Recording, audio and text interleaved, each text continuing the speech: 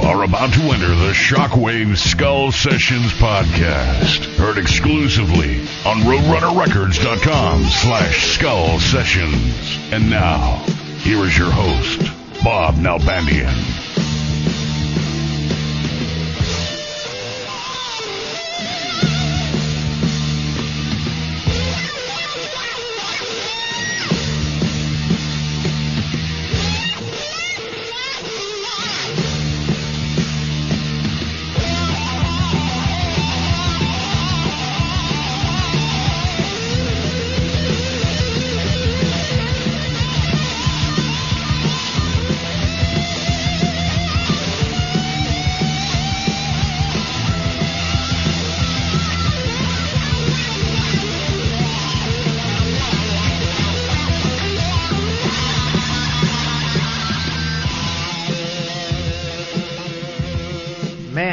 Always love that lead, man. That is from the band Trust. Many of you may remember the great French metal band Trust. From that was from their debut record back in 1979, a very rare record. The excerpt was from the song L'Elite, and not too many people know about Trust. A lot of people may remember them, or at least a lot of people here in the States may know them as the band that Anthrax covered. The great song Antisocial was an old Trust song.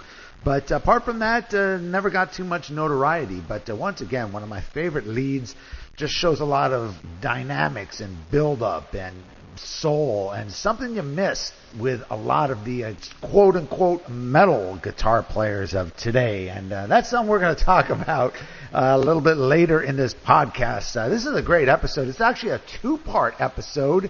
And we got my buddy Joel McIver, and the hammer's going to be coming down later on in this episode. We'll get to that in just a bit. But Joel McIver is a part of both these segments of the episode. The first is going to be involving his recent Metallica book, To Live Is to Die, The Life and Death of Metallica's Cliff Burton. A fantastic book available on Jawbone Press, and it should be available at all the bookstores. You can also get it, of course, at Amazon.com. Definitely check it out. Joel will be joining us along with my old buddy, one of my oldest buddies, Mr. Bill Hale, the great photographer extraordinaire. Bill Hale, who just released, I've talked about him many times in previous episodes, the Metallica, the Club Dayz, 1982 to 1984. That is available on ECW Press. And as I mentioned, I was honored to be a part of this book. I helped Bill put together the book as well as all the text and everything. As we talk about in this discussion, it was originally going to be a heavy metal photo book, but it ended up just being a book on Metallica, as Bill will explain in the discussion that we have. So that is going to be the first part of the discussion with Bill Hale and Joel McIver. And the second part of the discussion is going to be just myself and Mr. Joel McIver, head to head. You hear that? That was my fists clenching. Head to head, discussing his very, very controversial book, The 100 Greatest Metal Guitarists. So a fun-filled episode for the whole family. You'll enjoy this one. This is actually what I was always looking to do with the Skull Sessions as far as getting some serious debates going on. I'm talking blood and guts debates going on, and that's what we've got in this second portion. So be sure to listen to the second part of this segment. Don't end it on the Metallica segment. Be sure to check out Joel and my debate on the 100 greatest metal guitarists. Some fun stuff, definitely. We're going to get right into the discussion with Bill and Joel regarding the Metallica books. And as I said, no more Metallica after this. This is it, folks. So want to give you my email address. It is shockwaveskullsessions@gmail.com. Do hit me up. I will reply to you. I like to hear all suggestions, and especially with this podcast, I definitely want to get your feedback on this. So feel free to hit me up. Once again, shockwaveskullsessions@gmail.com. Of course, the official Shockwave Skull Sessions site is at roadrunnerrecords.com/skull sessions. And if you go to the Roadrunner Records main page, you just go to the Skull Sessions under the Artist Files, and you will see it there as well. So definitely check us out there. Check us out on iTunes as well, and be sure to send us those comments. If you just go to iTunes and you type in Shockwaves, both the Shockwaves Hard Radio podcast and the Shockwaves Skull Sessions podcast will both appear. Subscribe to them both, and give me your thoughts on that. So we're going to get right into this, man. This is a discussion that took place a couple weeks ago. It was, again, Joel McIver from London, England, and Bill Wooly Hale from Oahu, Hawaii. So let's get right to it. All right, so we've got Joel McIver from London, England. You are in London, right, or somewhere around there? Yeah, I'm very close to London, Bob, yeah. Yes. The streets are paved with gold. The streets are paved with gold, yes. Yeah, you didn't know that? Yeah, that's from all you limeys pissing all over the street, right? An American tourist. Pardon the French here, but Joel and we go way back. I could treat him like that, right, Joel? Yeah, you wait till I catch up with you. I forgive it until we get to the part 2 of this interview, which is coming up later. Anyway, also on the conference call, we got Bill Wooly Hale from Hawaii. What's up there, Bill Hale? Yeah, nothing much there, Bob. How you doing? Good, and Bill and I go back even further. We're talking early 80s. Yeah, long time actually, ago. I started my fanzine Headbanger about the exact same time Bill and John Stranansky started Metal Rendezvous, along with Tim Corritt, right? Yeah, we were planning it in like early 80, but it took us a long time to actually get things done and find a format, because Stred and I are like perfectionist kind of thing, and we just had to work on until we found something we liked. And Tim Corritt, the infamous Tim Corritt, went behind our backs and put the first issue out, without our kind of thing. And but yeah, we were talking about it in college, writing down names, getting meetings, starting the interviews ready. I did Metal Mania cover number 4 for Quintana, and Johnny did some writing for him. Well, I remember you had done a lot of the early photos, the PBBH photos by Bill Hale. Well, the purpose of this call is about both Joel and Bill have new books related to Metallica. Joel's book is a incredible book on Cliff Burton called To Live Is to Die, The Life and Death of Metallica's Cliff Burton. And Bill Hale's debut book, first actual book the first one published, Metallica, the Club Dayz, 1982 to 1984, and I was honored to be a part of this book and to help Bill in the collaboration and the many years it took to actually get this together. And we're going to get into both these books. First off, I want to say right now, I know the last couple podcasts I've done have been related to Metallica, and your books, Bill's book was not originally going to be a Metallica book. It was going to be a book about metal in general. So just the fact that I want to get you guys both on together to do this last Metallica podcast. After this, no more Metallica. All right?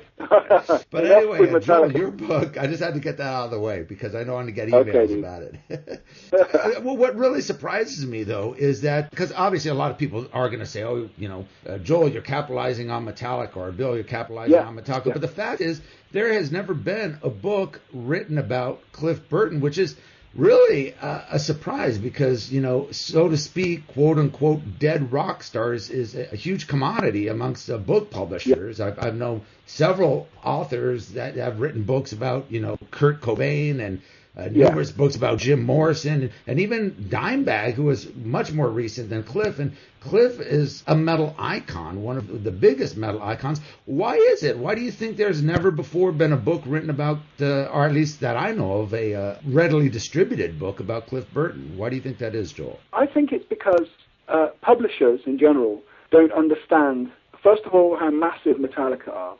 How still, even after all the Grammy Awards and after the Rock and Roll Hall of Fame and all that, still. Yeah, people just. I think a lot of publishers. You got to understand. Most music book publishers, and I'm sure Bill will have experienced this as well. Most of those guys want to do books on Amy Winehouse and Coldplay and the Rolling Stones and the Beatles and Travis and all this. And if you say, oh yeah, we're going to do a book on Metallica, they might say, oh yeah, I've heard of them. And if you say, I want to do a book on their dead bass player from 1986, most of them will say, what are you talking about? How is this a commercial opportunity? That's certainly the case in the UK. So for years and years, I was saying, and I think I said to you, I was saying to people, why is there no book on Cliff? He had an amazing life, yeah. And then finally, I found Jawbone Press, which is this excellent publisher that specializes in, books that aren't particularly mainstream. And they did a fantastic job on this. And it's pre-orders are high. The attention is very focused on it. It's going to have 1 million reviews. People are very keen to read it and review it and have it, So I think that's paid off, my perseverance after all these years. But the answer to your question, Bob, is really that publishers don't understand the commercial value of looking at someone who, a dead guy who isn't Jimi Hendrix or Jim Morrison or the other people you mentioned. I was banging my head against publishers' doors for years to get this published, and it's finally paid off. Wow. Was it a challenge putting it all together? No, writing it was easy because I'm such a huge, huge fan of Cliff. The challenge was, I didn't want to write just some book, right? I wanted to make it I wanted to try and do him a kind of service if I could, and I don't want to sound too up my own ass and too pretentious, but I really wanted to make it worthy of Cliff because he was such an incredible musician and he died so young and so tragically that I wanted to make this as good as I possibly could. That was my challenge, and luckily because I had access to the people nearest to him, I think it's turned out. I'm happy with the way it's turned out. So. I tell you, man, it's quite emotional writing the thing. I spoke to Corinne, Corinne Lynn, his last girlfriend, who, right. It's incredibly traumatic for her to go through this stuff. I think it probably helped her a bit, as well, help her get some perspective on it all. And a few other guys that I think, that you would have helped me out with contacts, like Gary Holt stepped up. I got an interview with Kirk Hammett, who did the foreword for the book. Absolutely. Which that in itself is kind of amazing because Metallica don't tend to give their official stamp. But I'm not under any illusions. It's not. He didn't do it because of my awesomeness. He did it because I got Ross Halfing to ask him. Right. And Ross is a good friend of his, and he trusts Ross. So that's why. So I didn't have to go through Q Prime and do all this. So it was very easily done. But nonetheless, the fact that Kirk is on board is kind of a coup for me because there are lots of Metallica books out there, not least by me, and they don't tend to get the official sort of seal of approval. So it's all good. It's very exciting. And I have to say, just in passing, Bill, I've read your book and I think it's fantastic. I think you've done a superb job. Well, thanks. It's one of those things where I never wanted to do a Metallica book, and as Bob said, we were pushing what I called Power Surge, which was like 400 pages, 700 plus photographs, 150 bands, and like what you do with Clipbook, publishers don't understand artist integrity. And we, for literally 4 years, banged our heads against the wall. Yeah, we tried everything, and it was 2007 New Year's Eve kind of thing. I was talking to Bobby, and I said, we might have to do a Metallica book. And lo and behold, a couple of later, ECW Press contacted my agent, and I showed them Power Surge, and they said, well, can you cut it down? I cut it down to 200 pages, and they turned around and said, can you do it as a Metallica book? And then it took me 2 weeks to actually say I want to do it, and I talked to Bob. We soul searched for a while, and, it was one of those things. And that was... We signed a contract last April, and it was before all the hype. Well, I knew the album was coming out, but the Rock and Roll Hall of Fame, all that stuff wasn't announced yet. So it's a very personal book for me. I mean, being through that whole experience, and not just being a fan, but being a journalist inside that realm where they you have something they need. They need the publicity, and so they're very, very gracious to you and stuff. And Lars and and Ron and James and Dave in the early days, anything I wanted, they were there for me, kind of thing. And even then when Cliff got in the band, because I knew Cliff a couple years before that, I saw Trauma and stuff like that. And then when he was in the band, and automatically I was there for their first gig and stuff. And I was the only one allowed backstage before he went on. And so Dave and I talked, and he becomes Cliff, and you saw the photographs from that experience. And so it was kind of traumatic when you go through all the photographs, and I did all the photoshopping and all the layouts myself. And then some of those black and whites you have to go and spot because they're old, and 4 hours having this face staring at you and having Cliff stare at you 4 hours, it's kind of trying a little bit. So one of the things I wanted to point out was that you mentioned, Bob, that people might kind of get onto us for supposedly exploiting the fact that Metallica are big at the moment. And I think if we had chosen to produce another generic Metallica biography, just because they're hot at the moment and they're touring, I think that very much would have been an example of kind of rampant commercialism. But what my book and what Bill's book have in common is that they present an angle on the band which has never been seen before, and is not relevant to how big or not big Metallica are right now. So I'm sure I speak for Bill when I say that I'm very proud of them, for those books for that reason, that they're unconventional Metallica books, Yeah. Well, I could definitely vouch for Bill, and I know, like we talked about Joel, there hasn't been a book written about Cliff. I don't know if you ever met Cliff, or you're obviously No, I was a little bit too young. It's one of my great regrets. But the fact that what I always love about your books, and I always get on a lot of authors about that, if you live it, which Bill did with the Club Dayz, which truly shows he was there from there, and it just there's a realness from that rather than someone that hasn't lived it and is just doing it from research from others. But your books, Joel, you just have so much enthusiasm in your writing, and it's basically almost as if you were there during the whole. Well, thank you, Bob. I appreciate that. I mean, never pretended to be part of that scene because obviously when all that was going down in 83, 82, I was like 11 years old and living 3,000 miles away, So I tried as hard as I could to speak to the people who were there and present the books through their voices, and give it some authenticity like that. But no, unfortunately, I'm just too young and beautiful. Yes. Oh, thanks a lot. at least I have all my hair still. Yes, hey, Bob, how does, you doing? Really. If I can tell you, Cliff was being a very quiet person, and he was like the statement is, he let the music do his talking. And, we didn't have a lot of conversations, but we hung out a lot, we drank a lot, but he was all about that. And it was really funny because when Metallica and Metal Rendezvous kind of like were getting steam together kind of thing, and there was a point when they started touring Europe on Ride of Lightning, Cliff asked me to go on tour with them, and I couldn't because I had too many. When you're in a magazine situation, especially there's two people, Stranansky and I, doing all this stuff, and we have all these commitments, it was really hard to, I couldn't get away for that time. It started a little rivalry between us.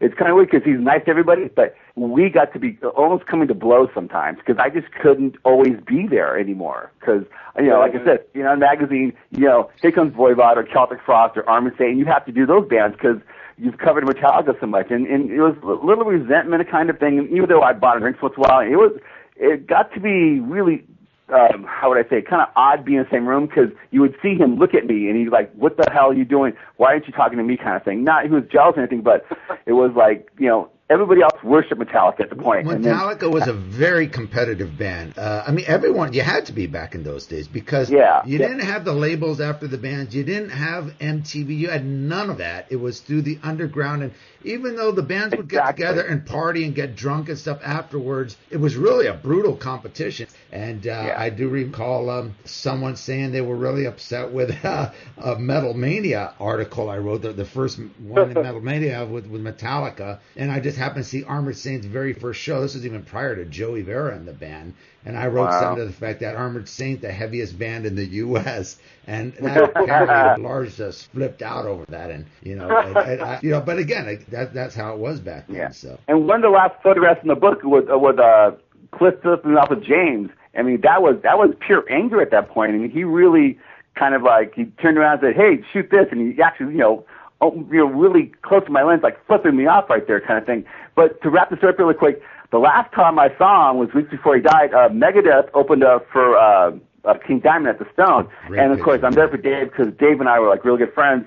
And I walked backstage talking to Dave, and here comes Cliff. I'm going, I'm right in the middle of the session. I think I kind of have to leave kind of thing because I feel the tension. But he comes up and gives me a big old hug and stuff, and we're talking, and I'm going like, is this really happening? Because it's like there's been animosity for a year or two already. It was like nothing ever happened, and we're all hanging out, and like it was kind of cold. And a couple weeks later, he died, which is like one of those really weird things. All of a sudden, like he was just him and Dave were hanging out, and then the Mercy Face guys, and him and Andy and Mickey D. We're all just hanging out like good friends again. It was kind of weird. I mean, driving home with Stranansky and going like, wow, that was one incredible night. And 2 weeks later, or something like that, he is gone. It was like, whoa. So one of the things that people perhaps don't know, they definitely don't know it over here, and maybe they don't know it in the USA, is that, as you say, I think Cliff and Mustaine, they kind of had a good relationship, even after what happened. Even David said that in his earliest interviews I did. He said he was always closest with Cliff. And that picture really captures it there, Bill, and I think that's a special thing. Even the animosity and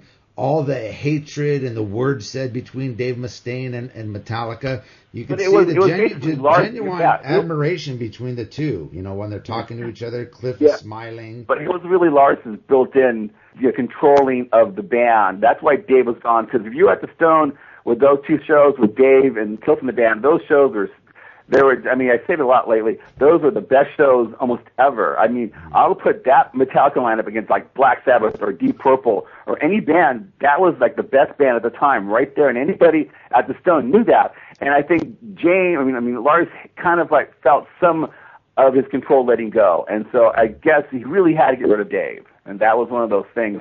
But it wasn't Cliff. Cliff and Dave were great friends. I mean, they were good. They were brothers. And even, I mean, James never really mentioned, badmouth, Dave. It was just really, hey, Lars, how you doing, kind of thing. So I was just going to say that Cliff and Dave were the master musicians back then, weren't they? The other guys were kind of catching up musically. So they had that in common. Yeah, exactly. Absolutely. Yeah. They were really the true musicians. And I think Bill will agree. Dave Mustaine was the driving force behind the band. Cliff was musically, but of course, Cliff was, he was a very mellow guy. Dave was an in-your-face kind of guy, and they learned a lot from Dave Mustaine. And I think Bill made a point in one of his interviews, which was a great point, and I agree 100%. If any of the other guys got kicked out of Metallica, if it was Lars or James, they wouldn't be able to get back on their feet the way Dave did with Megadeth and become the success. Exactly. And I agree with that. I mean, you got to just really respect the fact that when Dave was out of Metallica, nobody ever knew about him. They haven't recorded, I mean, they were known on the underground, through their demos and whatnot, but they never recorded a record or anything together. Most musicians, like Ron McGovney, who I love Ron, he's a sweet guy, but it took a lot for Dave to get everything together. He had to prove something. He had to prove that it wasn't a fluke. He had to prove that he belonged there. I mean, down to even the name Megadeth, which comes before Metallica in the record bins, every little thing was contrived. And his first shows in the Bay Area, it was like, he's covered in hand grenades and bullet belts and marshals everywhere. And it was just one of those things. It was the next book I'm doing is about Dave. It's a very somber book. It's like, it's him, intensity everywhere. And I don't think he smiles until 87. One of those things, he knows who he is. The people in the Bay Area really, the detractors are just horrible, because when Dave got kicked out, it was slag time for Dave. But those people who were slagging Dave were at the first Megadeth shows. I got to say, for those people that aren't aware of the book, let me give people an insight. Metallica, the Club Dayz, is basically a photo journal of Metallica's first 6 shows, correct? In the Bay Area. Their Bay Area shows, starting with the Stone show, right? It was 82, just before Lars' 18, just before his 19th birthday. Right. Yeah, Slade goes doing a metal massacre. Right, with Bitch. Yeah, and Spirit Uncle couldn't show up, so... And some Metallica, So if it wasn't for them being on Metal Massacre, they probably would have never made it up to the Bay Area at that time, because that's what brought them up. Yeah. And then the final show from this book was their debut show opening up for Raven, which was, I should say, Kirk's debut show with the band. Yeah, in San Francisco, I mean, the thing about your book, it is really a visual story of the band's early years. And this, again, when we talk about a niche that's never been covered, like Cliff, this is something that's really never been covered, because you were pretty much the only photographer, apart from Brian Liu, that captured a lot of these shows. I know Harold Omian had some old shots in Metal Mania, I remember back in the day, but as far as extensive photography, not just live shots, but all their antics backstage, and just you literally followed them around. Just that you added a picture with Mike Varney, because you could like see in his face that like he's looking to sign the band, and you could see the build up of the band from their first show up to their last. You look at the eyes of the crowd members, you look at them staring at Dave's hands while they're playing, and just the awe. I mean, it really is the first book that really captures it. And you see all the T-shirts, and which blows my mind, because in LA, I would have like an Accept shirt, or a shirt that no one else would have. You see like maybe 2 or 3 people that would have a Tank shirt or a Raven shirt or an Accept shirt. But in the Bay Area, it was like you had to show off. I think you made one of the quotes in the book, I've got a better shirt than you. Everyone was wearing their metal shirts. They were all supporting the British metal band. Yeah, one of the things I tried to explore from my point of view was the differences between LA and San Fran in that sense. And you guys, of course, were perfectly placed to understand the differences between them. I mean, is it fair to... Is it true, the kind of the old cliche that LA was all about the poser glam bands, and then it was all much more about the street kind of hardcore sort of thrash stuff, in San Fran? Yeah, what I realized is, because I moved to LA later on in the 80s, but you moved to LA, but you grew up in San Francisco. And so San Francisco is more of a camaraderie thing, because you grew up there, you know these people, or you went to school, like Quintana was born there, Brian Lee was born there, all these people were born there, And so these bands were out of the street kind of, hanging out, high school things or whatever, and that's the bands. In L.A., you moved to L.A., like Blackie came from New York or Eddie Van Halen from Holland. So you moved to L.A., so it's a different kind of thing. You don't really show too much support. Because, there's like 2 or 3 type of bands. One's a band that you grew up into, like a high school gang or whatever. Then there's a group of people get together who like the same kind of music. And so usually L.A., except for Armored Saint and some of the Orange County bands, you found your way to L.A. So that was a big difference, I think. But it was all about, Motorhead and Uli Roth and Scorpions. It wasn't about REO Speedwagon or Flash in the Pan or whatever. It was about metal. It's like Thin Lizzy and Judas Priest and UFO. Those were our uncles kind of thing. And then Lemmy came by, and it was like, that was it. And, Diamond Head and Motorhead, that was one of those 1-2 punch. And L.A. was like, let's get signed, because it's all about getting signed. San Francisco, you didn't get to get signed. I mean, it was, Exodus got signed, 87 or whatever. You go to L.A., get a band, get a recording contract, that's what the goal is. In San Francisco, was getting the band and just hammering away, playing the fastest, wickedest riffs and all that stuff. So you also got to remember, what Bill said is totally true. Most people have moved to L.A. I was born and raised actually in Orange County. Yeah, you're the exception. The thing about L.A. is so spread out.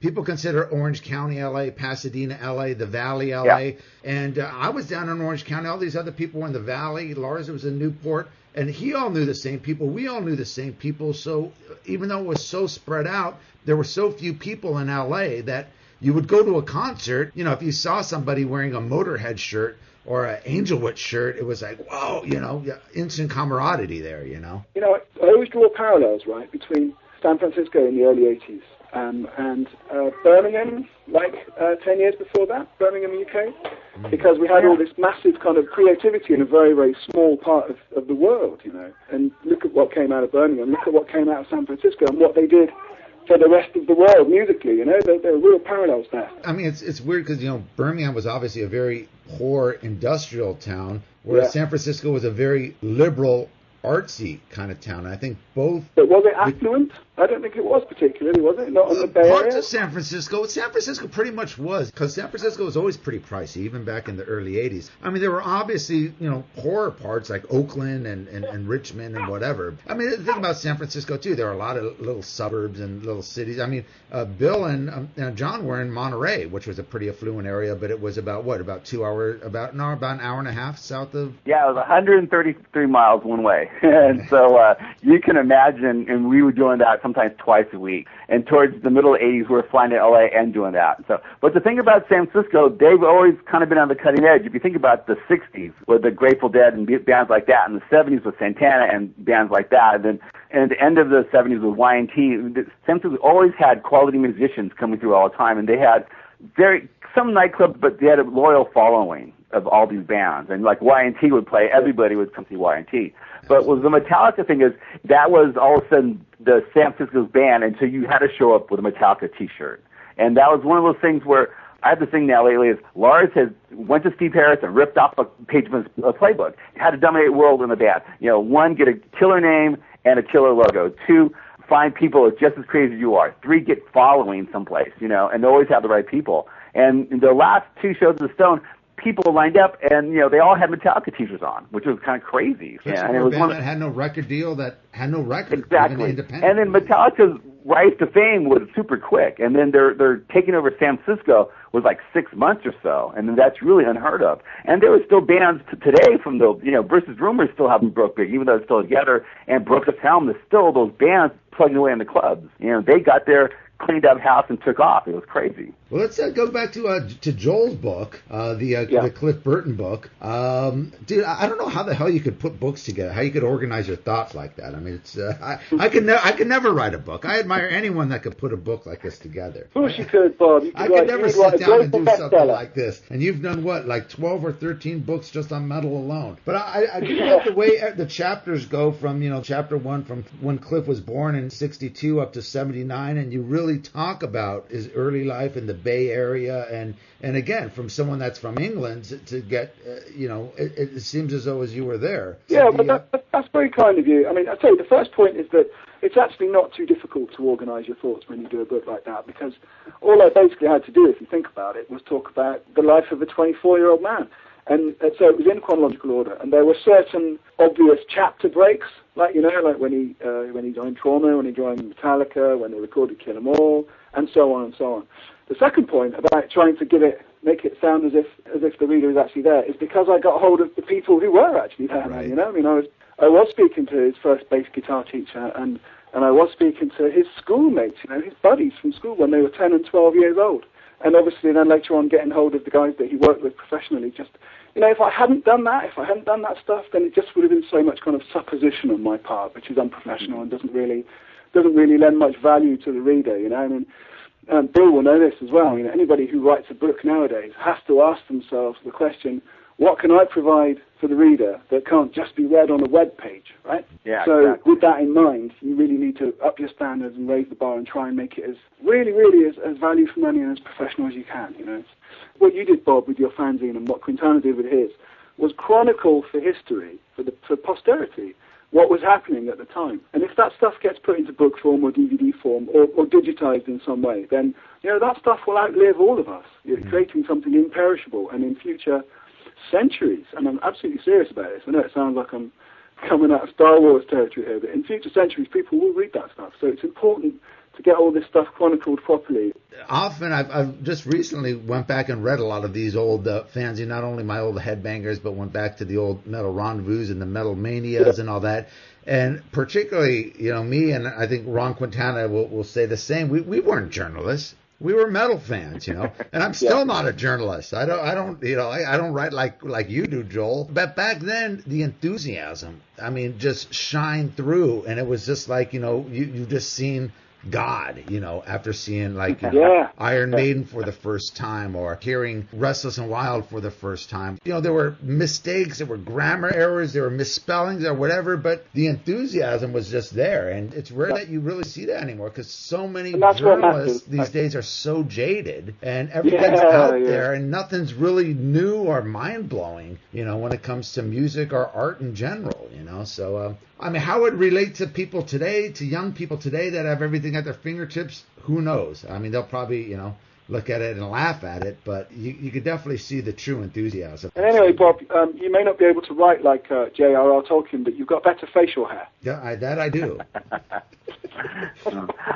For us at Metal Rendezvous, John and I, we weren't getting the information from the mainstream. We just, Circus wasn't doing it, Cream wasn't doing it, Rolling Stone wasn't doing it, and we had to pick up Sounds or Melody Maker to find out what's happening. And then we thought that was, that's what we wanted to do. We wanted to go and find new bands and, say, here, this is our generation, this is our wave, this is what we're doing, this is what we think is cool. But it was one of those things where we couldn't get what we wanted. Without the internet, which is really kind of crazy, Bob and Ron, and we all did this stuff without, what kind of typewriter did you type on? And I hated typewriters. And John, we typed things out, which was like just ludicrous. And John and I would sit there, and he'd come up with the idea, and I'd go to the dark room and size my photographs, and paste them together and take them to my mom's office. And nowadays, you can just do it in like half an hour on your computer. And we didn't even have the electric typewriters back then. So, Joel, tell me about who were some of the most interesting people you spoke with about, I shouldn't say the most interesting, but some of the most revealing stories that you came across. Well, definitely two people. Corinne Lynn, his girlfriend, like I said. I don't know if you guys know her, do you? She lives in... Bill might. She lives out in Montana or somewhere completely isolated like that. But she's a great lady, actually. And when they went off to Europe, they were going to buy a house together and settle down and probably get married and do all that stuff, So she's amazing, man. She had stuff that obviously no one else knew. And then there was, of course, the great Harold O, who just made me laugh, man. Every time I spoke to him. Close with Harold, right, Bill? Yeah, I knew everybody. I knew everybody back then. I knew Karina and Harold, and I still email Harold once in a while. All those guys were very happy to come out with stuff. Like Gary Holt gave me the benefit of his memories of Cliff. This guy, Steve Doherty, or Doherty, however you pronounce it, who was his bass teacher, told me some fantastic stuff, like, the sort of the classical melodies and stuff that Cliff employed on the Puppets album and on his later solos towards the end of his life. A lot of that came from a particular theory book that Steve used with Cliff.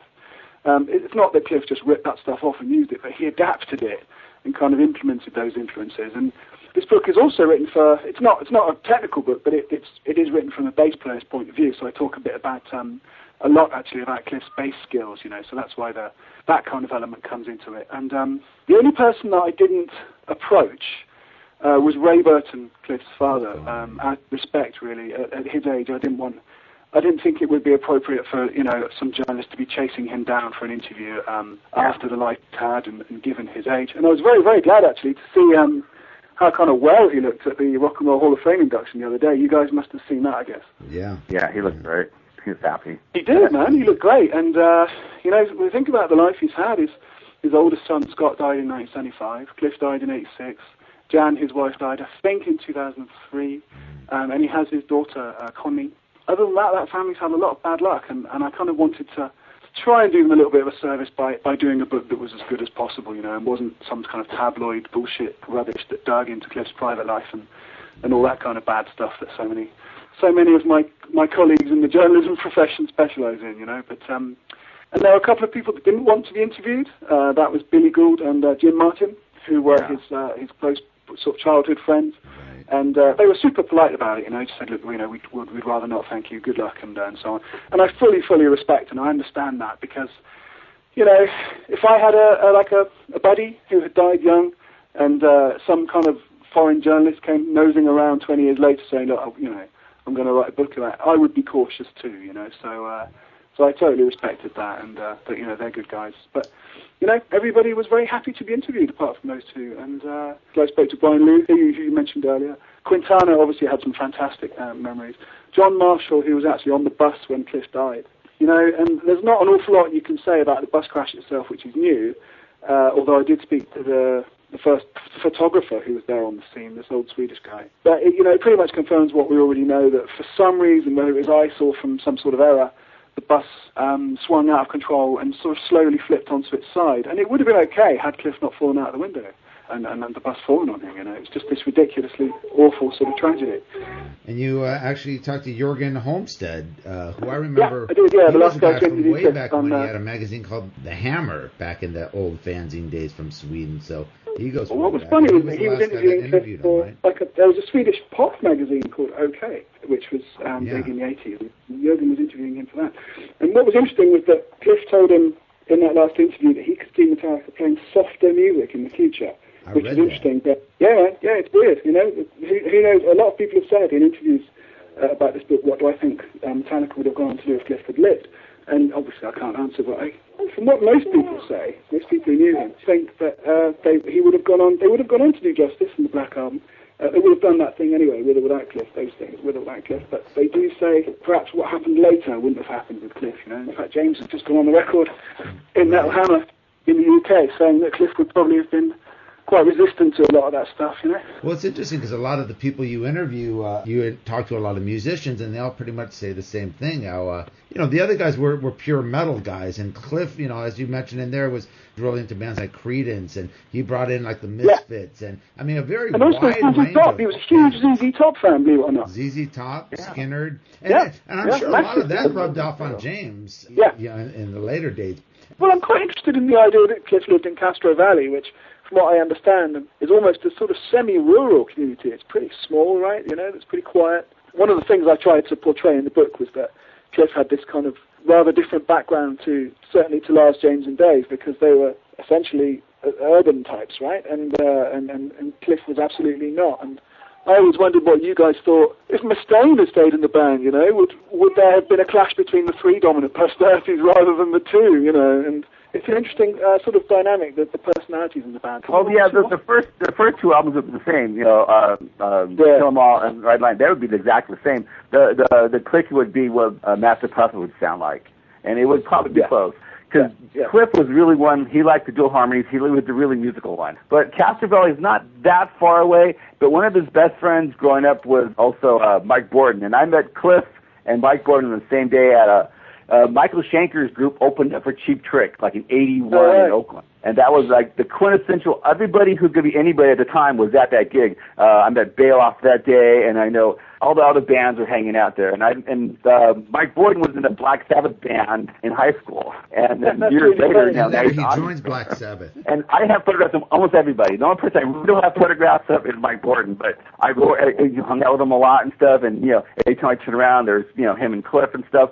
But I think when Cliff joined Metallica, that kind of alienated, those people a little bit. And so the whole Faith and More crowd, that kind of thing, he joined it, and that's, they wouldn't hang out as much anymore. But what really still blows my mind, I mean, especially with Lars and James being so much a part of Metallica, to have a new guy that joins a band influence them to move up to the Bay Area. That's incredible. They like the Bay Area, obviously, because they've been up there with Ron McGovney. When you talk about big decisions that were made like that, right? I mean, Cliff was born in '62, so he was only like 21, right, when he joined the band, and Lars and James were even younger. And I don't know about you guys, but when I was 21 and 22, I was a cock. And those guys still are, were just Joel. like, sorry to break the news. I still am. Thank you. I thought if I set out that line, you would come through for me. But you're really immature at that age, aren't you? And yet they were writing world-class music with absolutely world-class arrangement and instrumentation and harmonies and so on. And then they were making these big career-affecting decisions about moving up to San Fran, signing to Megaforce, signing to Elektra. They did all that when they were so young. That's what blows my mind. There's a degree of maturity a lot of bands did it when they were young. Even the bands from the 70s, they were all 17, 18. That's most bands are in their prime, really, as far as their enthusiasm, and they're willing to do anything to make it. Usually you don't have girlfriends, you don't have family, really complex music. Most of those guys aren't at the peak of their musical skills, and most of those guys don't make the right business decisions. And Metallica didn't put a foot wrong, not even once, man.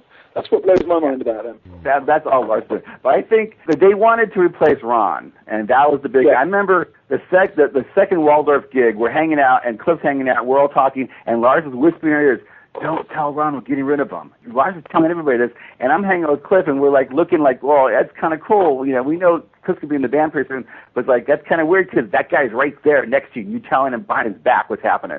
But if you think about it, who else could have played bass for Metallica at the time? If all the bass players in L.A., I mean, maybe Joey Vera, that's about it. No one else had that ism or whatever it's called, and that's the only one. The only one who could compete was Dave and Lars and James. I think, because once they got to the area, they found it was home. I mean, Lars moved to L.A., and I don't think James had anything to live for in L.A. anymore. And so moving to a new city was like also good for new kids.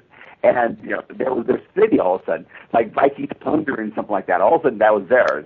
I mean, you can see it. You can see it in the book. I mean, the Waldorf shows were just so intense. People up front, it was just all the way through. And there was this logical step, and Lars had it in his head. Here's the next step. Here's the people we're going to work with. He could have signed with Barney, or he could have signed with Barney Slagle. But if he signed, Metallica signed with those two labels, they would have had a long-term contract. Going with Johnny Z, who didn't have a record label kind of thing, who made it something else, and I think Lars knew that Johnny would try to get rid of him or unload him on somebody else. What do you think would have happened? Because obviously Mike Varney came out to one of their early shows, and I remember he was looking to sign him way back in the day. But he would have signed him to a multi-year contract, right? He would have signed a multi-year contract, and they would never got out of the area. They wouldn't have done anything. And I think Johnny Z was just crazy enough to listen to Lars, and that's how that all worked out. He was just crazy enough. But you're right. I mean, Johnny Z was a record store owner. Yeah, he wasn't like you said. His label was formed out of Metallica. Metallica was one of his very first releases, right? Metallica, Manowar. Johnny Z really did an awful lot for them, didn't he? You've got to ask what would have happened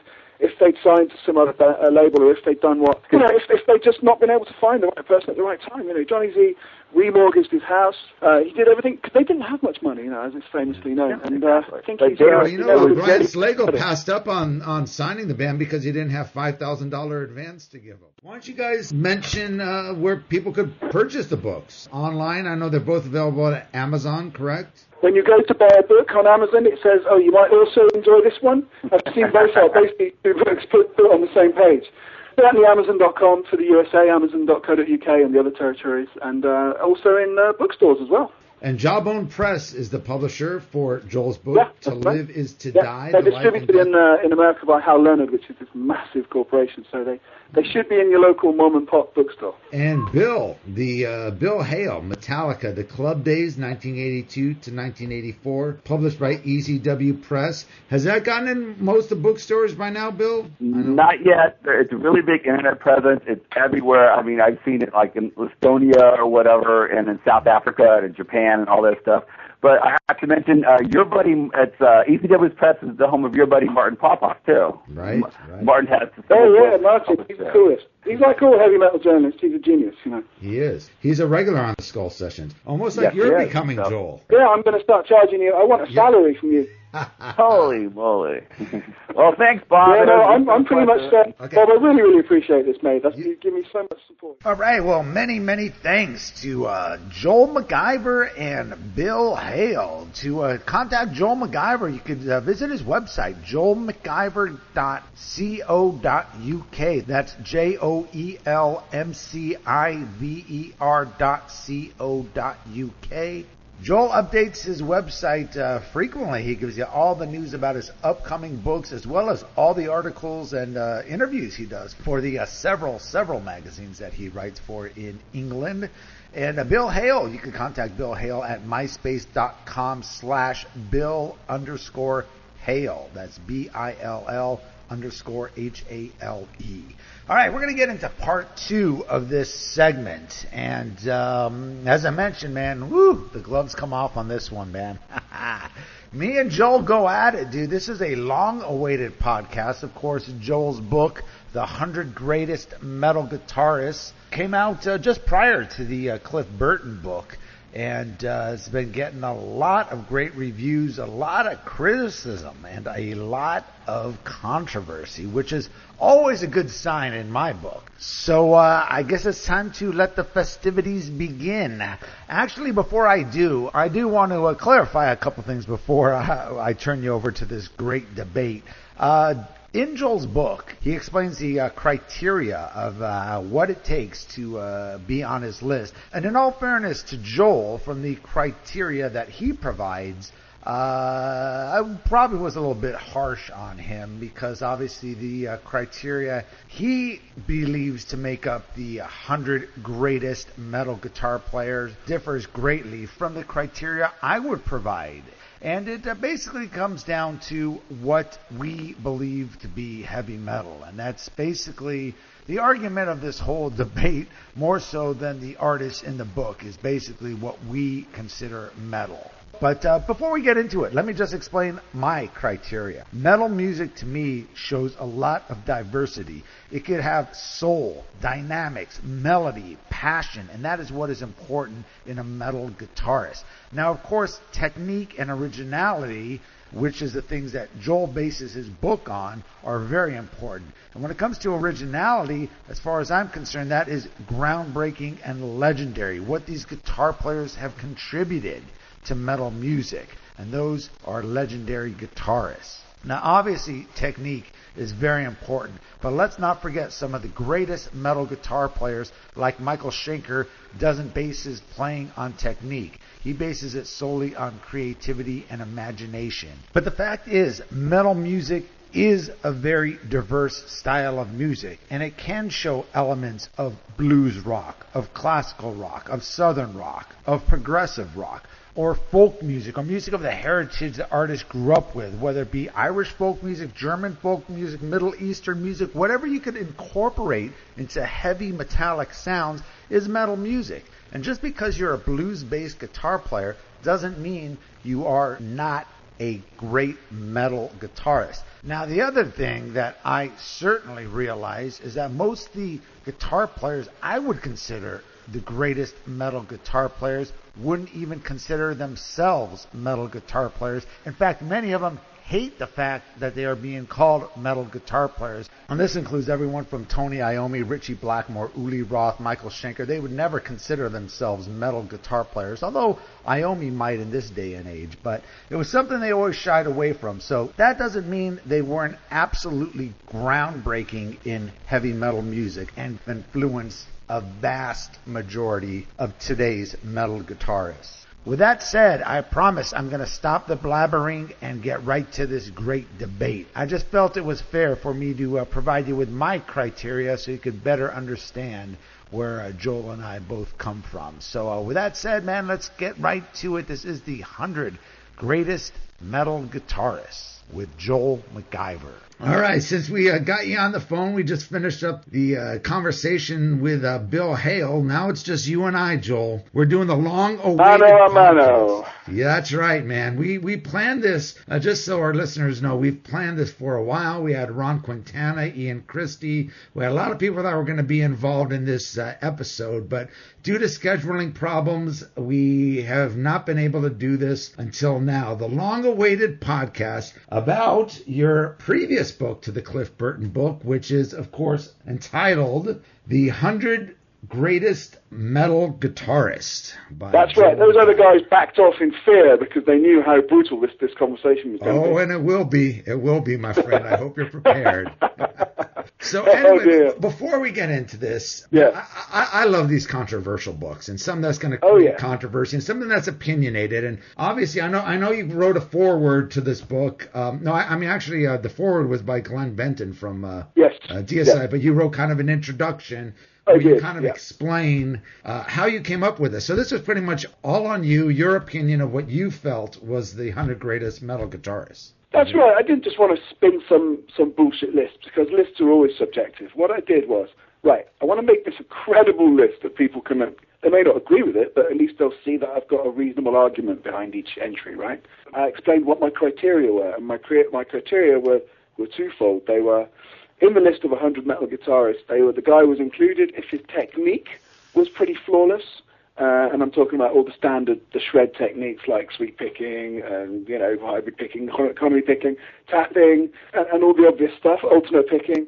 But then, a lot of guys do that stuff pretty flawlessly. So what I thought was, these guys are going to be at a certain point in the list because of their pioneering work, like how much they've influenced people, whether they've done stuff that no one did before, whether they had ideas that no one had before. And when I put those criteria together, I analyzed the playing technique of the guys that I decided would be on my list, and I ranked them accordingly, leading to the 100 guitarists that are in the book. And I am telling you, Bob, I have been called every name under the sun. You're going to be called more, too. I'm looking forward to that. By the internet warriors, who said, what fuck? How can you put... I love those guys, I love it, man. I welcome it. I've always said this from the beginning. I'm going to be one of those guys today, Joel. All right? Go on, hit me, man. Hit me. All right. Well, listen, but before we get into this, I mean, obviously the main controversy, and always a controversy about heavy metal, is what is heavy metal? Because heavy metal... Yeah, I knew me and you would come to blows over this one. Well, in this book, I draw a distinction between hard rock and heavy metal, and that, I assume, is what is bothering you. Well, I mean, even today, you could watch MTV Headbangers Ball today, and you'll see bands like Hatebreed and Slipknot. You watch VH1 Metal what do they call it? Metal Mania, and you see Whitesnake, Poison, and Bon Jovi, both considered metal. Obviously, there's, a huge... I have my certain definition about metal, and I'm sure you do, too. I'm sure everyone else does. There's a simple test. There's a way of ascertaining this. Do you personally regard Ozzy Osbourne as a heavy metal guy or a hard rock act? Come on, man. When I say heavy metal, it's broad. It's usually classic metal, all right? Well, that's where we differ then. That's where we differ. To me, Ozzy's a hard rock act. There's not much metallic about the stuff he does. AC/DC? Metal, dude. This is the problem I have with you, all right? Now, I understand, like, from the intro you wrote about certain magazines writing about metal, talking about Nirvana being one of the greatest, or Neil Young. Now, that's complete stupidity. Of course, we can agree on that one, I think. Angus Young is absolutely would be in the top 5 metal guitarists. You put on Let There Be Rock, dude. From that time when that came out, in 1977 or whatever, you had never heard a guitar tone that heavy. You had never heard riffs like that. That is the epitome of heavy metal, is a guitar player that is in your fucking face, okay? No, I'm not denying that the stuff was heavy, but if you like play an Angus Young solo now, okay, he's bluesy. It's bluesy, and like you say, it's a bluesy solo. It has a nice warm tone.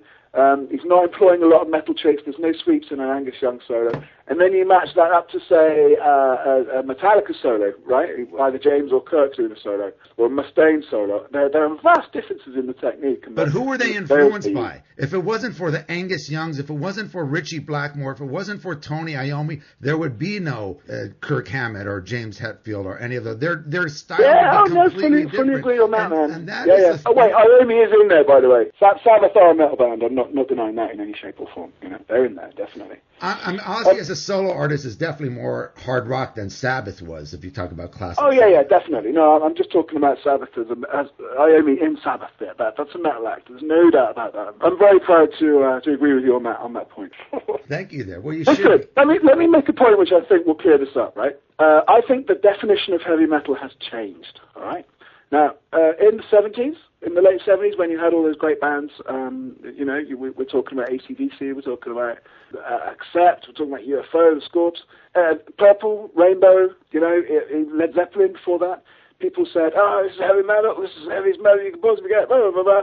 And you know what? I understood the definition of metal back then. People regarded Dio as a heavy metal act, all right? People regarded Rainbow as a heavy metal act. And still do. Well, I would dispute that fact, Bob. I would say that with the passage of time, now we're talking 30 years since that time. That's the redefined term of heavy metal, and that's the media redefining heavy metal as they've always done throughout the years. Now, of course, you mentioned someone I like think the fans, Bob, have redefined heavy metal. I think you ask the average guy in the street. You know what? You go to a metal show, particularly in Europe, you will still see all the classic metal bands. Black Sabbath will play alongside Testament, Judas Priest, Machine Head, Megadeth. No, I'm not disputing Sabbath's premise as a metal band. What you have done, and when I say you, I'm talking about particularly the newer metal press, all right? I've got at least 10 years on you, Joel. You have pigeonholed heavy metal into this certain sound, a very limited sound without much diversity at all. Look at this. In your book, 70% of the book features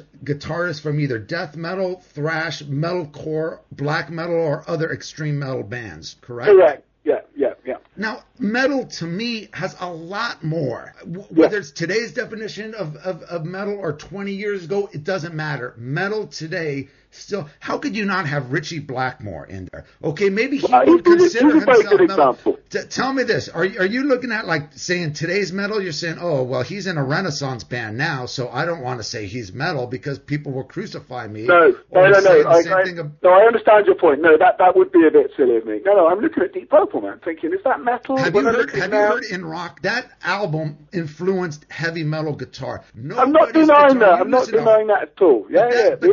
You're talking great. When you talk greatness, you got to talk about the masters. Most metal fans, and I say this, whether it be particularly in the U.S., they've never heard of half these bands. I haven't heard of half these bands. Acker Coke, The Berserker, Edge of Sanity, Cynic, Vital Remains. I'm not bagging on these bands. I'm sure that these guitar players are great, but calling them the 100 greatest, Nile, Vader, Atheist, Hate Eternal, Morbid Angel, the guy is number 7, the 7th best guitar player in all of heavy metal. Cryptopsy. I mean, come on. I mean... So there's too much kind of what you would regard as obscure extreme metal, Bob? Is that where you think I've gone wrong? Where I think you've gone wrong, of course, this is all based on opinion, but as you know, Joel, my opinion is always right. I do know that, Bob, yeah. I'm just saying that when you talked about what you said, groundbreaking. Yeah. None of these guys really are truly groundbreaking. None of them. Bob, are you familiar with Morbid Angel's first couple of albums? I've seen Morbid Angel live, and I've seen them open for, who they play? They played with Manowar. And I think I walked out on Sabbath as well. Maybe I walked out on Manowar. I can't remember. They played with Motorhead. They played with a lot of big bands. You know what, dude? I see these bands. I hear these bands. I get all the latest releases on Nuclear Blast, Metal Blade, Century Media. I listen to all these bands. Yeah, they got a stunning riff, but they all sound the same. Let me make 2 points here. Okay? First of all, we're not talking about the quality of the music, all right? Whether you like the songs is irrelevant in this context. I'm just talking about whether the guy can shred or not, okay? Secondly, Listen, the moment you start saying all these bands sound the same, then that's the time to take a real reality check and say, bloody hell, man, I'm living in a different era to the current one. I don't Which is think so. no bad thing, Bob. It's no bad thing. Well, no, I disagree with that because a lot of people say that to me. Oh, you're old-fashioned, but I can name 20 new bands that don't sound the same, that are totally original. Now, I'll mention a few guys that say newer guitar players that Darren from System of a Down. Why is he not? Yeah, he's great. Yeah. Yeah, he's original. Those riffs are absolutely bone. You listen to the first record; they're just bone crushing. I don't think he's that much of a technical genius. That's why I didn't put him in. I'm not disputing music. I happen to be a fan of System of a Down, although a lot of people aren't. But no, I just don't think he's a technical guy, and I think you'd agree with that, right? He has a kind of a raw feel and a kind of a bluesy feel and a folk feel actually that isn't. He's not a Mustaine, right? So that's why he's not in that. So he's perhaps not the best example. But man, there's so many points. There's so many points I could attack you on and crush you to the ground. Well, right? Do it, man. Bring it on, man. Bring it on. Come on, Joel. Well, first of all, man, you've got to understand that. Say, we're talking about the guy from Morbid Angel, who I think surprised you because he's in the top 10, right?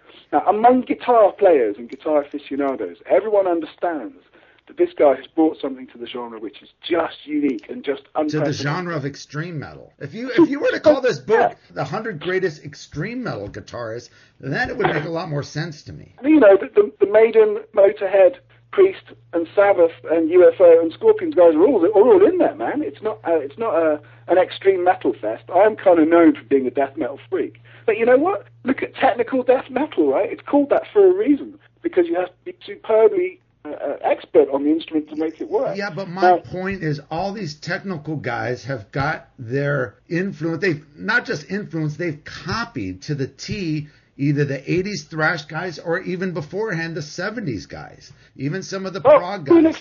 Even some of the 80s hair metal bands. I mean, I know a lot of thrash metal guys, they'll say straight up, they were listening to George Lynch, learning from people like him. No, but I don't have a problem with that, Bob. I'm absolutely fine with people having their influences and looking at each guy's individual style, what he does now. Richie Blackmore would talk about Jimi Hendrix, right? Now, was Hendrix a metal guitarist? Would you say that? Would you? Absolutely. I mean, I wouldn't consider all his stuff metal. Come on, man. I appreciate that this is what people were saying, all right? Okay, wait a second. If you call this book The 100 Greatest Guitarists in Metal, that's one thing. But if you say a metal guitar player, okay, half the guys that I would consider metal guitar players, they probably wouldn't even consider themselves metal guitar players. Tony Iommi probably wouldn't, because people look at the term metal as you're pigeonholing me or whatever. So a lot of people shy away from that. Hey, Bob, no, I'm not letting you have it. Hendrix is not a heavy metal guitarist, right? I would say if you were to do a book on rock guitar players, yeah, he would be number one. In metal guitar players, I would put him in the top 10 easily because of how many people he influenced. He started the metal sound, dude. Now, I wouldn't consider Pete Townsend because Pete Townsend was a metal sound. Take a breath. You're saying mad things. You sound like a madman. Listen. I quoted a particular magazine in the start of the book, a magazine that we don't need to name, but a lot of people will have heard of, right? A lot of people will have read. And they put together a list of guitarists, and you're sounding just like it, man. Pete Townsend being a heavy metal guitarist. No, I said I wouldn't put him in. But, all right, you're talking about Jimi Hendrix. Yeah, would you put the guy from the Kinks because he had a distorted guitar tone? Jimi Hendrix? I'm talking about the Kinks. That wasn't metal. I'm not talking about distortion. Then you're going back to the... Wait, no, I'm telling you the difference. We're just talking about Jimi Hendrix, because if you listen to all the metal guitar players, they all go back to Jimi Hendrix. But listen, mate. Okay, look. Okay, I take your point. But what you just said, so far, I'm just pointing out the flaw in your argument here. You just said that Hendrix was a metal guitarist, right? He had the metal tone, he had the metal sound, all right? There were guys before them who had that. The Beatles did that when they did Revolution, but you wouldn't put John Lennon and George Harrison down, would you? Of course you wouldn't, right? So a lot of guys had that overdriven tone. I'm not just talking about the tone, I'm talking about the playing. You're saying technical? Dude, nobody had it like Jimi Hendrix did back then. Just because he could shred doesn't mean it was metal. John Lennon didn't have technique like Jimi Hendrix did. I'm not just saying the sound and the distortion and the tone. I'm talking about everything together. But anyway, let's get off the whole Hendrix thing. Let's talk about some of the You brought it up. No, you asked if I thought Hendrix should be a metal guitar player. Put it this way, I would definitely put Hendrix in this book before 80% of the people you have in this book. It's very sad, Bob. I'm very disappointed. All right, your top 5. Let's go to this. Okay, number 1, do it. Dave Mustaine. I know a lot of people have argued with you on that. I totally agree. Actually, I would have put Tony Iommi as number 1. I mean, Tony Iommi. Okay, now I've had some very, very interesting talks with the position of with people about my placing of Iommi in this book. Now, Iommi is a god. All right. It's very, very hard to criticize anything that he's done. He's obviously the most influential heavy metal guitar player there's ever been. We can agree on that, right? Mm-hmm. I think heavy metal guitar starts with Iommi. You may think it goes before that. Okay, that's fine. But now, I interviewed Iommi a couple of years. I've interviewed him a bunch of times. I think last year I interviewed him. And I said, look, there are a lot of young shredders coming up right now, the Triviums, the Avenged Sevenfolds, who, whatever you may think of their music, their guitar skills are just terrifying, right? And I said to him, so Tony, does this make you want to up your game, explore some new techniques? And he said, you know what, Joel, I can't do sweep picking. My tapping's not very good. There's loads and loads of things I can't do. And I'm very happy with that. I don't have a problem with it. So given what I said my criteria were for this book, influence plus technique, that means that Tony can't be number 1 because there are a lot of standard techniques in the shred world that he cannot do. So that's why he's not number 1. Now, I'm absolutely not disputing with you the massiveness of Sabbath's influence on the metal scene. That of course, that's obvious. But he can't be number 1 because there's loads and loads of things he cannot do, and he admits that himself. That's why he's not number 1. Okay, I see. I just say, because he is the godfather of metal guitar. That's why I would put him number 1. But I do agree with Dave Mustaine. I followed his career. He was absolutely revolutionary. He was groundbreaking, and when it comes to thrash, way more so than any other thrash guitar player, he took it to the next level and still does today. So. I think so. If you look at his solos, they have something which is just so aggressive and so melodic and so interesting and so full of ideas. But I put him in as well because he's a phenomenal rhythm guitar player. Absolutely. The only metal rhythm guitarist who matches him is Hetfield. But James has a sort of simpler style, which is just incredible too, as I explained in his entry. But Mustaine has this picking hand. His right hand is just insane. And the more I talk about Mustaine, the more I end up just kind of going on about technical, kind of geeky terms, which is not great radio. But it's all in there. And I wrote a very, very long piece on him at the end, and I've analysed his solos, looked at what he can do, even at a very young age, man. I mean, he, as we know, as we were talking about, he completely revitalised Metallica. He kind of gave them the push that they needed. Absolutely. Great songwriter, a hell of a rock and roll icon. The things that he does, things that he says. There's no doubting that in my mind. So I'm glad that you understand my. There's a lot of things I do agree with you, and going back from an uninformed point of view, Bob, I'm glad that you understand that one.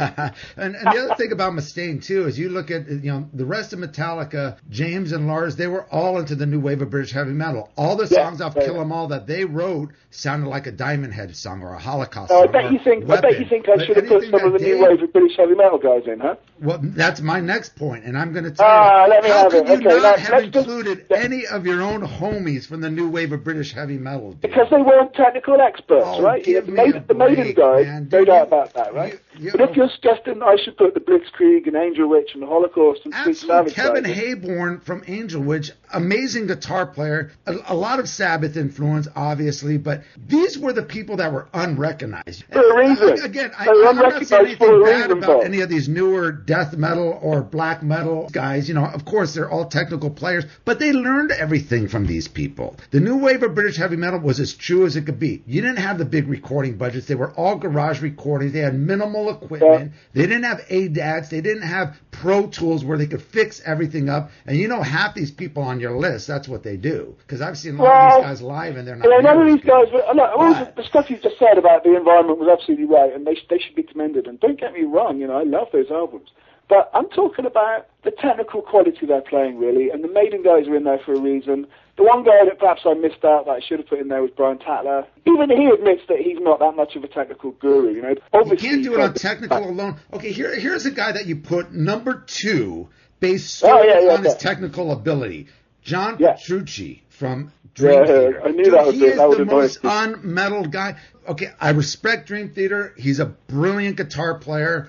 but Dream Theater is the most sterile band around. I think the music's rubbish. I don't like Dream Theater at all. But when you're talking metal guitar player, a lot of it has to do with originality, songwriting, and just swagger. I mean, songwriting, all right? Now, in this book, you've got to play by the rules here, Bob. My rules are influence, ideas, kind of pioneering ideas, and technique. Okay? And I disagree with that. I'm not saying songwriting as far as lyrics and melodies. I'm talking about riffs, writing unique riffs, unique leads that are, that's why Michael Schenker is so brilliant. His leads are just amazing. I mean, look, I don't even play guitar. I haven't picked up a guitar, so I should be the last person that should be arguing with you or anyone else about who the 100 greatest metal guitar players.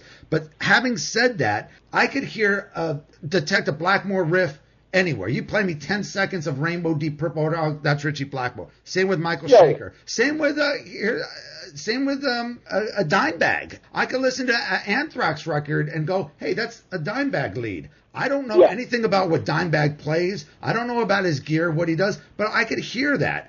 None of these other guitar players that are on your list, people could say, hey, this is the guitarist from Cryptopsy with the special guest lead by Autopsy and the other lead by the guy from Gorguts. I go, what the fuck does that mean? It's all the same to me. And again, I'm sure I'm going to get a bunch of hate mail from all these death. And again, I respect a lot of these bands for what they do. Yes, technically they're great, but dude, none of them have their own identity. Oh man, you sound so old. You sound like my grandfather. Okay, look, I'll tell you some people that that I thought you should have included. If you go on, man, you bastard, if you have to.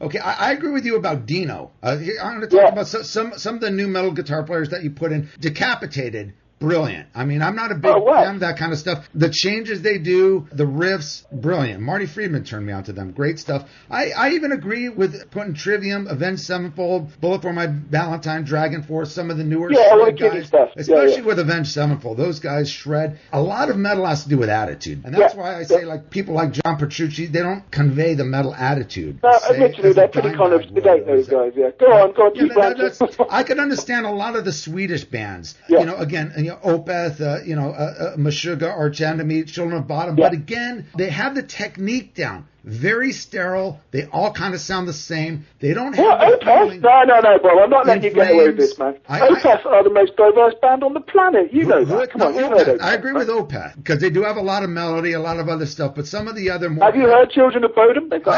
You know what? I thought Alexi should have been higher on the list. I agree with a lot of the Swedish guys. Compared to some of the other guys, he's one of the guys in Soilwork, they're real good. In Flames, they're good. I agree with them. I would put them toward the back of the list or whatever. Now, let me ask you about this, Joel. You're talking about extreme metal or about people that have influence. Look at like industrial metal. Al Jurgensen Ministry, that brought a whole new sound. I agree that you put the guy in Rammstein because, again, as we talked about, Richard had such an amazing guitar tone. Dino from Fear Factory. I remember when Fear Factory just started, he played me their first demos when he was working at a record store. Mind blowing. I had never heard machine gun guitars like that. I would have thought you would have put the guy from Korn in just because of the amount of people. I am not a Korn fan at all. No, I get it. If you're talking about influential on the newer metal bands, let's face it, him or the guy from Deftones or who I would have put in? The dude from Tool, Adam. Adam Jones, he is amazing. The new metal genre as a whole, Slipknot aside, does not have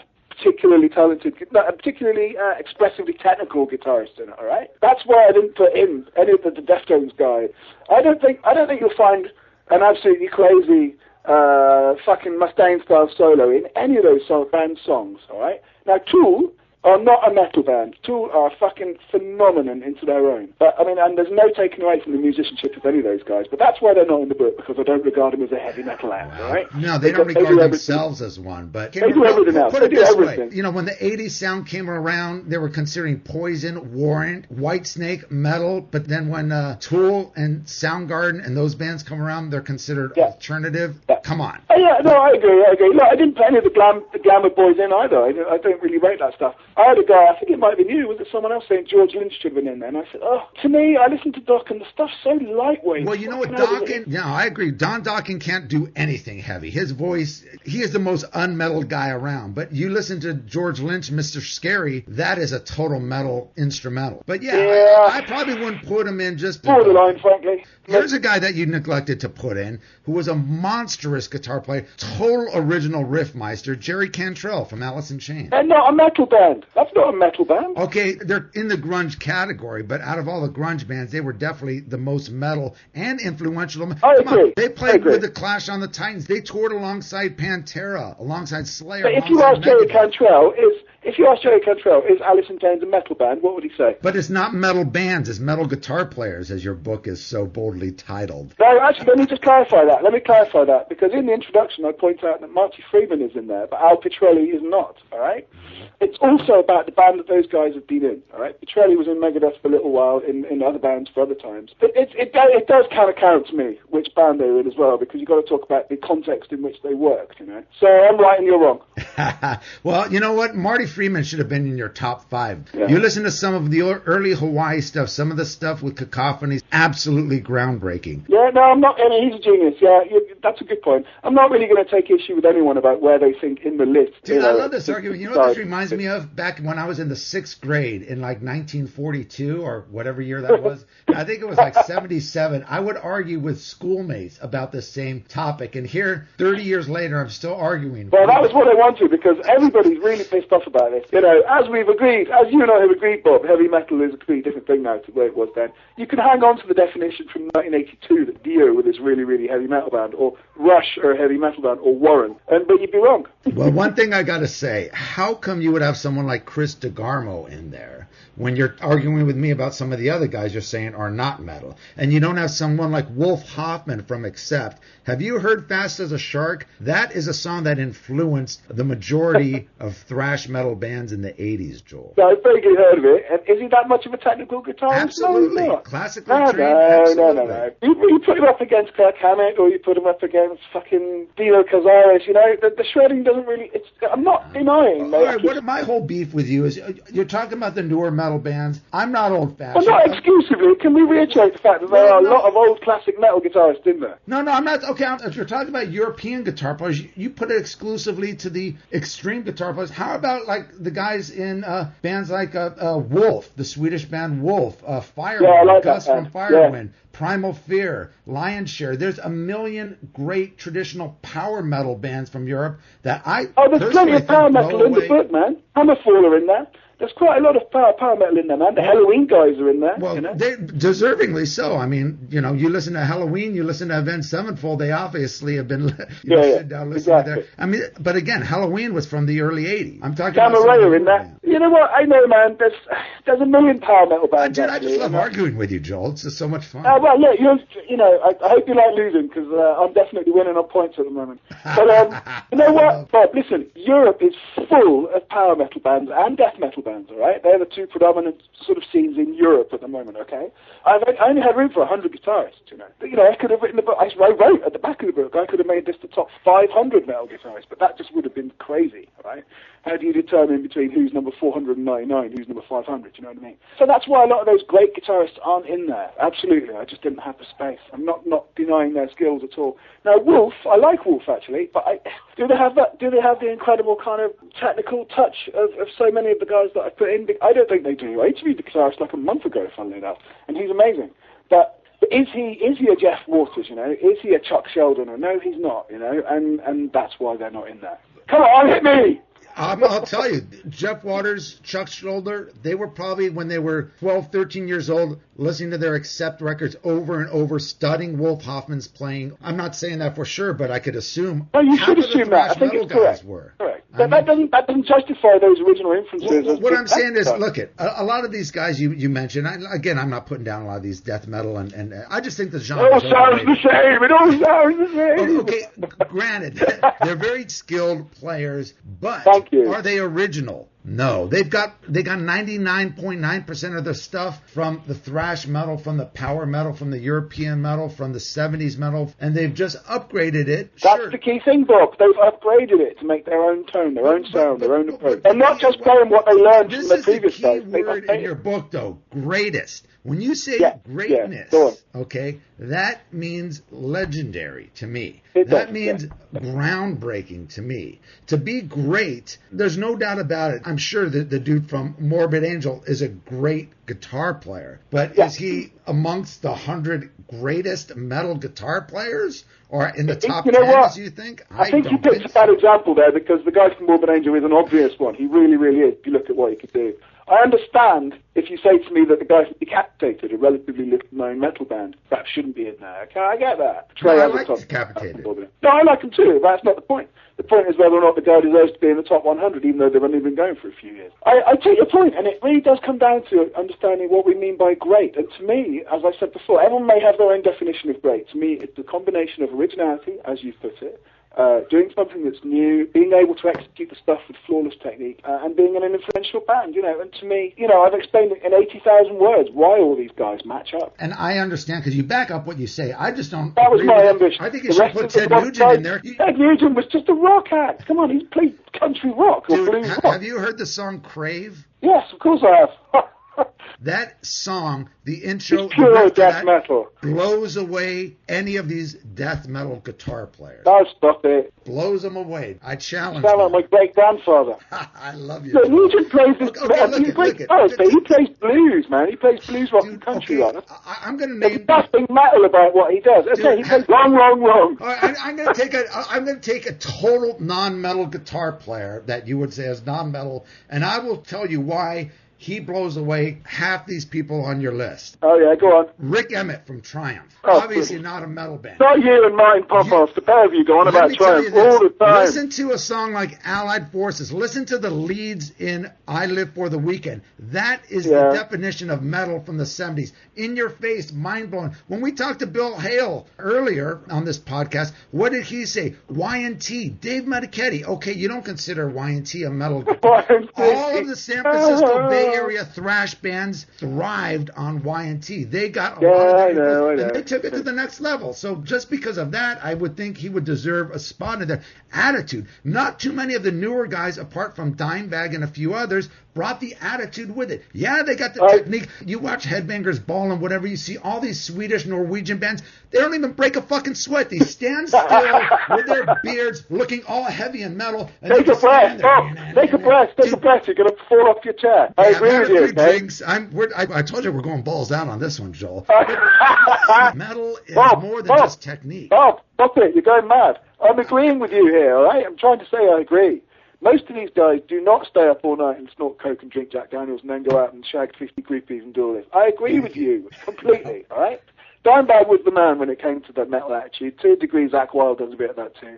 No, I'm fully agreeing with you. None of these guys really do the whole rock and roll thing. But again, that's not really the point. That's not. I wasn't writing a book called The Most Divorced Rock and Roll Crazy Guys. Back then, you would have posters of all these guys. There's no icon, no iconic figures, and that's what. That's not true. That's not true at all. And I know lots of kids with Morbid Angel pictures on their walls. Right, what about Slipknot? You're familiar with Slipknot, right? They are making with those masks and those overalls. I never was a Slipknot fan, but I saw them live. It doesn't matter. Listen, what I was going to say was, whatever you think of the music, even if you hate it, you have to admit those guys are making an iconic artistic statement with their image. I'm agreeing with you. Like very few other bands have done for years. Whatever you think of the music. No, I'm agreeing with you. And what I come down to with a lot of these guys is the live show. Because if they could prove themselves live, that's what makes a great metal guitar player.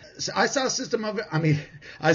I had too many drinks. I saw Slipknot live, and I was sitting side stage watching the guitar player, seeing how tight and concise and how they put 100% into their performance. And that's what matters, is they give it all. Even though I was never a big fan of them, I could say, hey, man, these guys really give it all. Here's another person you didn't put in, Lips from Anvil. And I know there's all this hype about Anvil because of their movie, but I was into Anvil since the Hard and Heavy record. And you listen to Metal on Metal, Forge and Fire, that was the beginning of a lot of the thrash and what became extreme and death metal riffs. And he is an amazing guitar player and definitely an in-your-face kind of player. I mean, you could say the same from people like, Pat Travers. He would say, oh, he's blues, he's this and that. But some of the leads in there. Hey, what was the one song that Dimebag, Kerry King, and Zakk Wylde wanted to cover? I don't remember. I remember Snorting Whiskey. There you go. I don't know. I think, how old are you, man? I'm 22. Or is that off the record? No, I'm 44. I don't mind saying. I've said in many podcasts. There's only 6 years between us, dude. It's not much at all, right? Now, maybe because I work for various metal magazines here and music magazines, I see. Maybe I have a kind of a more, and I don't mean this to sound offensive to you, you old fool, but maybe I have a more updated view of what metal is, right? You know what I mean? I think you did your foundations in heavy metal 30 years ago, man. I mean, that is times were different then. This is a book for people of all ages now, not just old scroats like you and me, but people who, the kids of 15 who are going to watch Dragon Force and they're going to watch Sabbath. And they're both going to be metal. So you're pleasing to a certain crowd. That was my No, shut up. What I said was it's going to go for the young people as well as the old people, right? The whole gamut, 4 generations of metal so far, or 4 decades of metal so far, I should say. All right, but let me defend myself. It's not about old and new. I do give a lot of these guys a listen, and I already agreed. A lot of these Swedish players, absolutely. Children of Bodom, absolutely. Even the younger bands, Trivium, Avenged Sevenfold, these are all bands that cater to that young crowd. I agree with you. I think they do deserve, because you do need to make it a well-rounded book. I mean, I already listed 20 bands that most metalheads probably are not even familiar with. And, again, if they haven't proven themselves to the metal community, they don't really deserve a spot in the 100 greatest metal books, no matter how. Well, it's strange, I mean, there are some small bands that I've put in there that you mentioned before, some smaller acts whose guitarists are fucking amazing. I mean, they are amazing, and it's not about how big the band is, right? It's about how great the guitarist is. So, you made a good point when you mentioned some of those bands. I mean, but there's a whole lot of stuff in the 80s there. Every thrash metal band you want to mention is in there, right? It's a completely Bay Area focused, right? But I think they should have put higher, especially like Gary Holt from Exodus. I mean, No, that's true. Maybe that's a good point. He is a phenomenal guitarist, right? But, I'll accept anybody's suggestion that a certain person should be higher or lower in the list. Well, what I have problems is where people say, look, this band should have been in and this band shouldn't have been. Well, there's a couple on your honorable mentions. You have a few. Yeah. This actually, for those who don't know, what I did at the end of the book was put 50 other guys who didn't make it into the book because I acknowledged that they're amazing too. They just didn't make it into the top 100. And that 50 has actually attracted a hell of a lot of attention. So go on, Bob, do your worst. Well, no, I was going to say, I would say a Voivod, definitely, because they added an industrial sound. They definitely broke new ground. Yeah, but he wasn't a technical guitarist, right? He wasn't.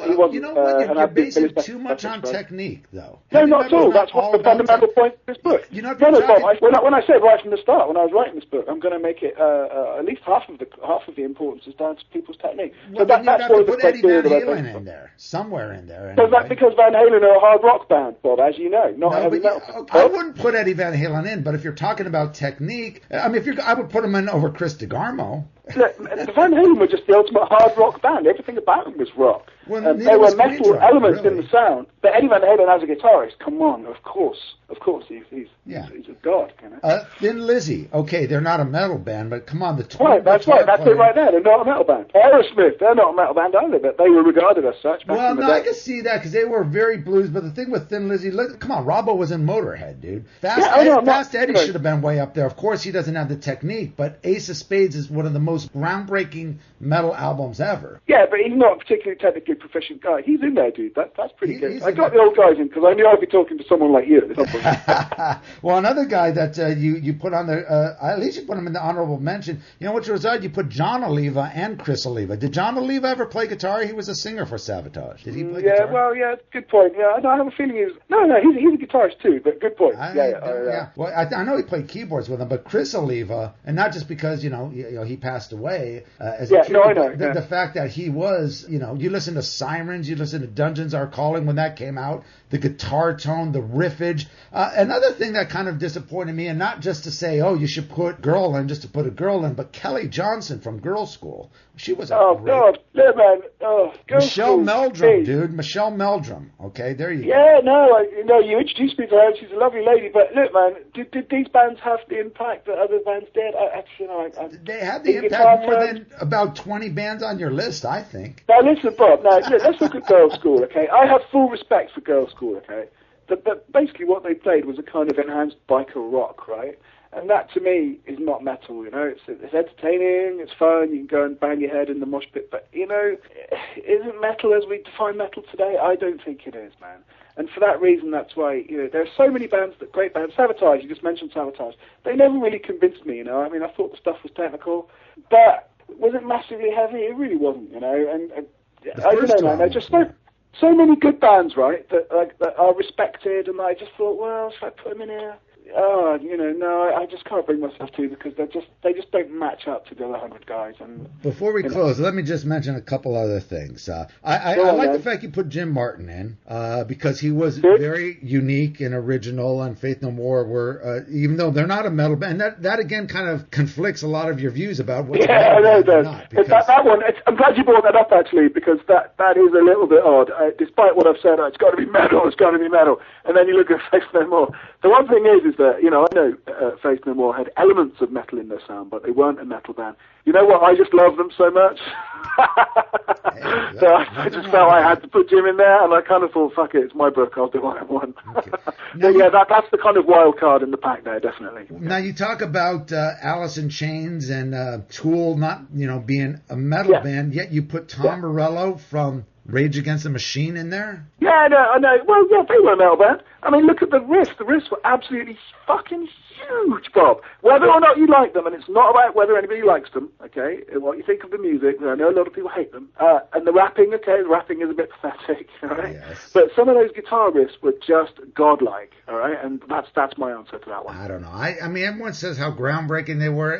The riffs were all very basic to me. They hadn't done anything that Jimi Hendrix hasn't done 30 years ago, you know, with the... They were basic but amazing, man. You go back to that first time, listen to Bullet in the Head. That's a huge song. Well, you could say the same about Tool and Alice in Chains. No, because Rage Against the Machine sound was much more Metallica kind of streamlined. What, dude? I said I'm trying to get more points here, Joel. I'm going to... Well, yeah. I think at the moment I'm winning about 53 points per time. I've been adding it up. You know what? We'll let the listeners decide here. We'll let the listeners decide. Yeah, okay. I'll tell you what we'll do is we'll run a competition. They can get a signed copy from me if they answer a question. How about that? Okay, there you go. And what we'll do is if they email me at my website, or email you if you like, you can give them the email address. Okay. Who they think should have been the number one heavy metal guitarist of all time, and the explanation that we think is the most convincing, they'll get a signed copy. How about that? Very cool. I like that. Doesn't matter whether we agree or not, but if they put like a convincing argument and a reason that we think is appropriate, then yeah, they get themselves a copy for the library.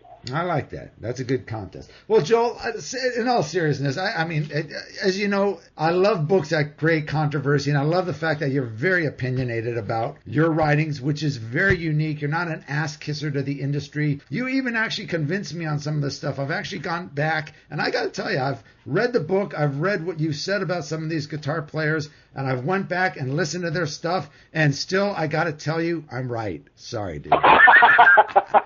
How's that for a bill? Well, you know what? Even if you conclude that you know, I'm just completely wrong on all counts, if it encourages people to go back and listen to some metal, then my job is done. Obviously, and I've stated this many times before, I'm not a huge fan of the extreme metal, death metal stuff.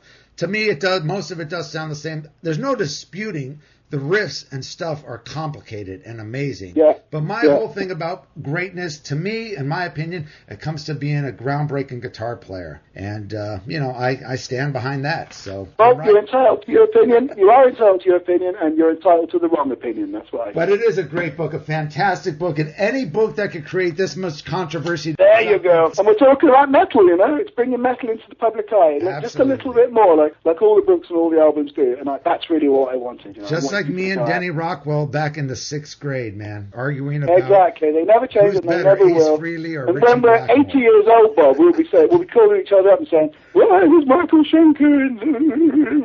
That's what we'll be doing, and that's I'm quite happy with that. Yeah. And don't forget the Cliff Burton book, "To Live Is to Die." That's it. The Life and Death of Metallica's Cliff Burton. Absolutely. That's right. Joel, always a pleasure, my man. We'll talk real soon. Thank you, Bob.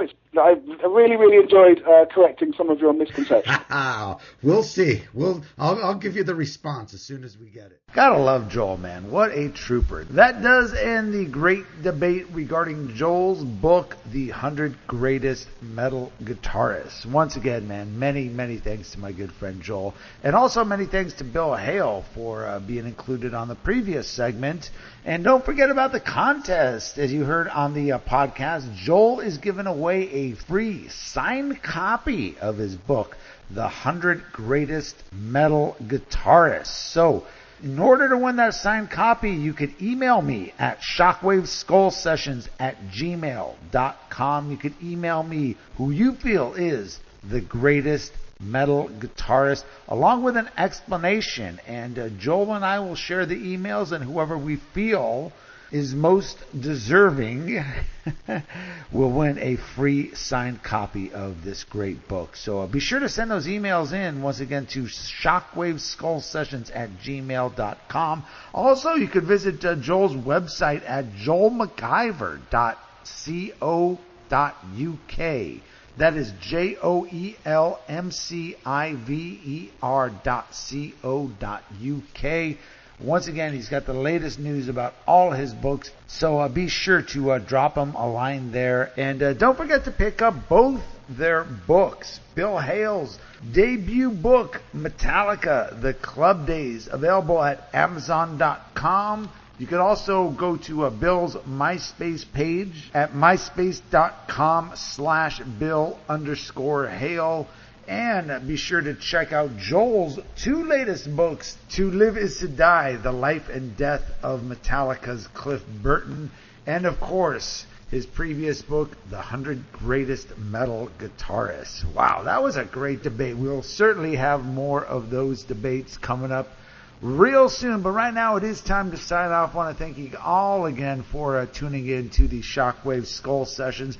Don't forget to check us out at roadrunnerrecords.com/skull sessions. Also, be sure to subscribe to the podcast on iTunes. And you can always catch us on the Classic Metal Show, one of my very favorite radio shows and podcasts. The Classic Metal Show features the Skull Sessions a couple times a week. You can check out the schedule at cmsradio.net or theclassicmetalshow.com. With that said, man, time to sign off. Thank you once again for all your support. Don't forget about our next podcast, an incredible discussion with the great drum legend Bill Ward. That's right, Black Sabbath's Bill Ward, along with Monty Connor and David Tedds. It is an absolute amazing discussion, stuff you have never heard before in your life about Black Sabbath. So definitely check that out. That will be the next podcast. With that said, man, thanks again. We'll see you then.